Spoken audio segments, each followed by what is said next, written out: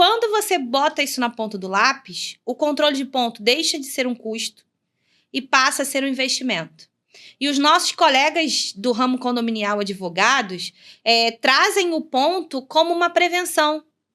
Porque enquanto a relação de trabalho ela é amigável, enquanto está tudo bem para o colaborador, ele está topando tudo.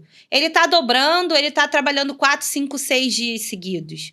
Mas quando ele vai para a justiça, ele fala que ele era ameaçado se ele não cumprisse, que ele não tinha direito à folga, que ele não gozava do domingo do mês. Então, assim, o ponto, ele é o demonstrativo da realidade desse funcionário e ele traz... Primeira instância, inversão do ônus da prova. Quem utiliza equipamento com emissão de ticket, o funcionário que entra na justiça, é ele que tem que apresentar o ticket ali em primeira instância.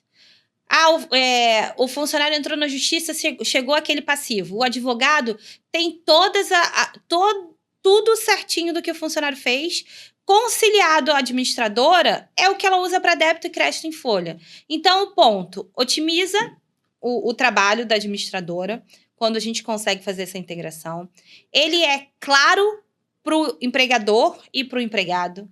Então, você consegue saber se existiram horas extras, se não existiram, se existiram faltas, se existiram atrasos.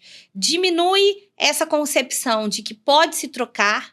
Amanhã é aniversário da minha neta, trabalha para mim e eu trabalho para você. Você consegue ter mais clareza do que está acontecendo e dá a ferramenta para o síndico se preocupar com o que importa. Gerir conflitos, redução de despesas, e todo o processo. Quando a gente começou a pensar sobre o podcast, você me deu algumas perguntas.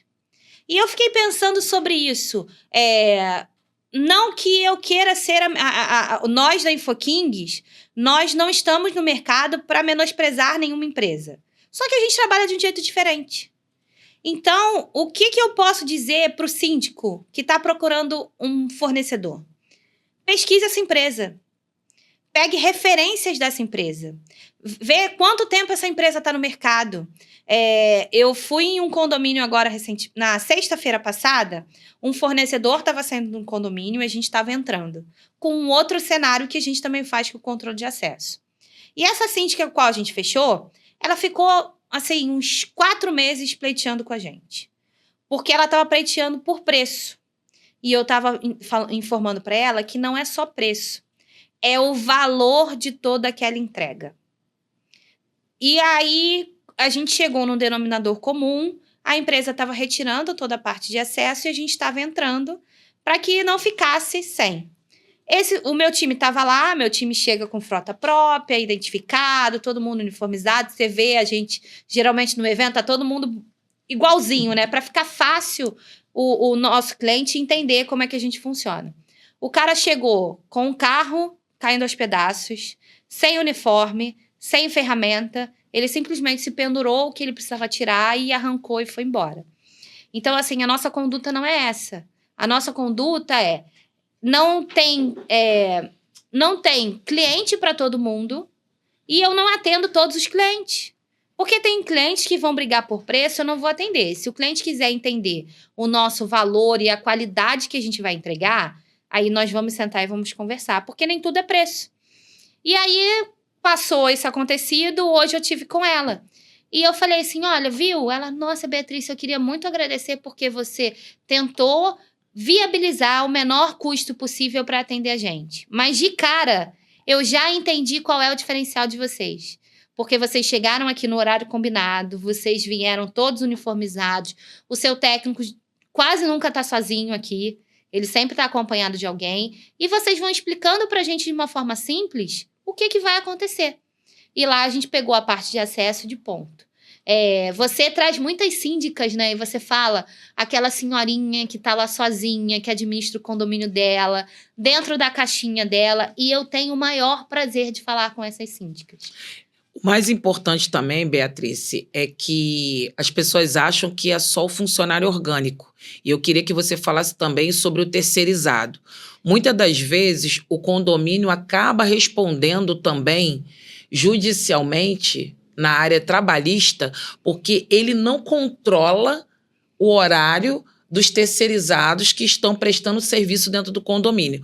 Porque muitas das vezes as pessoas vendem a terceirizada assim, não, você colocou o terceirizado, você não precisa mais se preocupar. E, na verdade, não é isso que acontece. Muitas das vezes a gente vê que o próprio condômino é a testemunha desses colaboradores, independente dele ser orgânico ou terceirizado.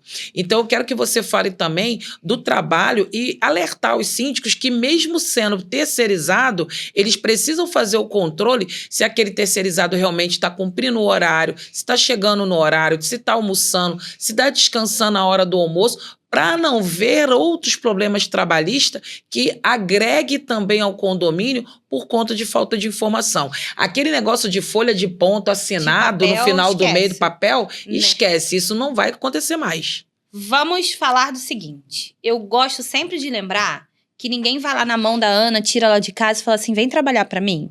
Não. A gente precisa entender que a regra do trabalho é a seguinte, o funcionário foi trabalhar em um local onde tem regras, essas regras precisam ser cumpridas e ele tem direitos e deveres. Então, quando você terceiriza esse processo, você chama uma empresa e diz, as regras do meu jogo são assim. Você quer entrar?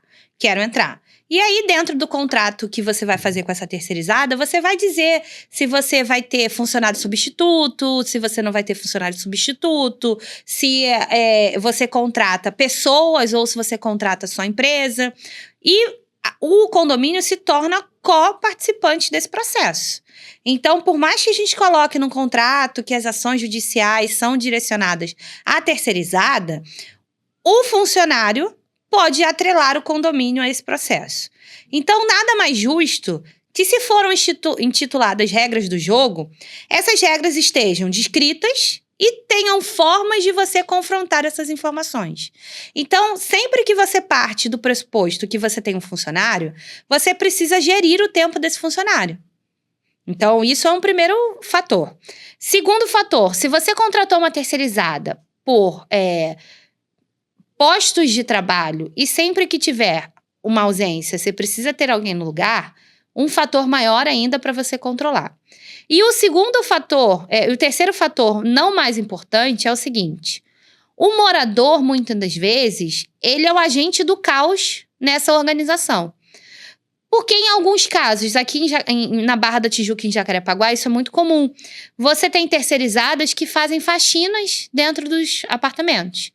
E aí a Ana, ela fez a faxina, Ana, eu quero contratar a Beatrícia para passar roupa também. Aí a Beatriz fala assim, mas eu só posso passar roupa no meu horário de almoço. Como é que você controla se ela naquele momento é funcionária da terceirizada, ela é funcionária do condomínio ou ela é funcionária da Ana Paula?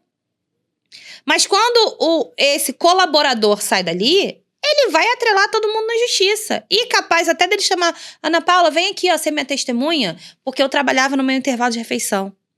Ana, se eu contar pra você o que eu já vi de história de controle de ponto, a gente vai ter pérolas pra, assim, uns 2 anos. Sim.